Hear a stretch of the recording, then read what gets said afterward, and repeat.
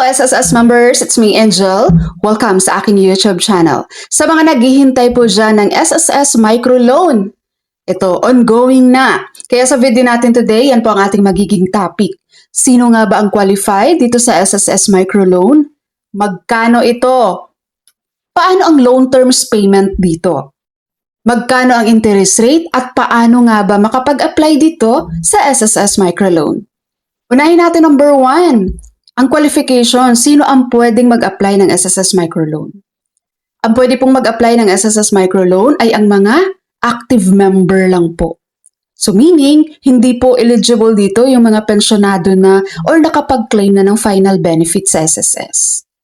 Nakakalungkot no, parang last year, mas ini-aim ng SSS to para maging qualified din yung mga pensyonado no, para hindi na magsangla ng mga ATM. Kaso ngayon nagbago sila guys ng qualifications for active members lang. Okay, and then dapat po si active member ay meron na siyang at least 12 months posted contributions. Walang past due or restructured loan. At dapat may account ka na din sa kanilang PFI or participating financial institution. Halimbawa dito guys, yung kanilang partner banks, no? Yung RCBC. Number 2, magkano naman ang loanable amount ng microloan?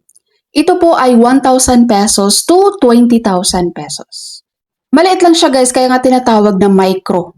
Alright? And number 3, paano naman ang payable dito? Ilang months natin siyang babayaran? Ang microloan po ay payable siya for 15 days, 30 days, 60 days, or kaya naman 90 days.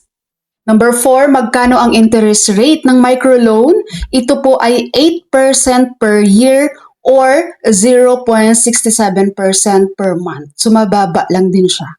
And the last one, number 5, paano mag-apply dito sa SSS Microloan? Guys, ito digital to ha, hindi siya walk-in. Okay? And sa ngayon, ang kanilang partner banks na nag-a-accept na or ongoing na doon sa acceptance ng microloan application ay ang RCBC. So si RCBC, dapat meron ka na account dyan sa RCBC Discard Up. So doon ka mag-a-apply ng microloan. Pag makapag-login ka na sa iyong RCBC Discard Up, puntahan mo lang yun sa loan section, makikita mo yung loan light doon. So yun yung i-click mo para makapag-apply ka nitong microloan. So again, hindi po ito walk-in ha. Huwag kayong pumunta sa SSS para dito sa microloan application. Sayang lang oras nyo guys. Digital lang po ito sa kanilang mga partner banks. 'Di ba sa My SSS card, kung nakakuha ka na ng My SSS card sa RCBC, through RCBC Discard Up din yon. So may account ka na sa RCBC Discard Up. Pag open mo doon sa RCBC Discard Up mo, mag-apply ka lang doon ng loan light. So ganun lang siya. Okay, so sana nasagot ko po ang mga katanungan dyan regarding po dito sa SSS Loan Light or SSS Microloan Program. Bago ko po end ang ating video for today, mga ma'am and sir, sa mga nakaplan po dyan na bumili po ng aircon unit, ako, we have available brand new aircon units po. Ang kinagandahan dyan sa ngayon ay nag-o-offer po kami ng free delivery and free installation. Yes, i-follow nyo po itong page, itong Amaras Aircon and Refrigeration Trading System. Ayan yung FB page guys. Follow nyo po yan and dyan po kayo mag-send ng message kung gusto nyo pong mag-inquire regarding sa mga aircon unit.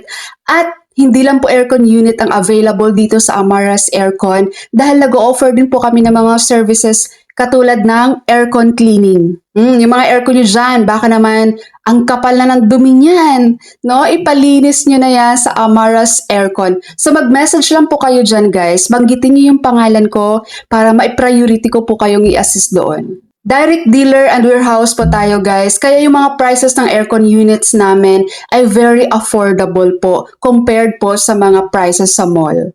Alright, so that's all for my video for today. Thank you so much for watching everyone. God bless you all.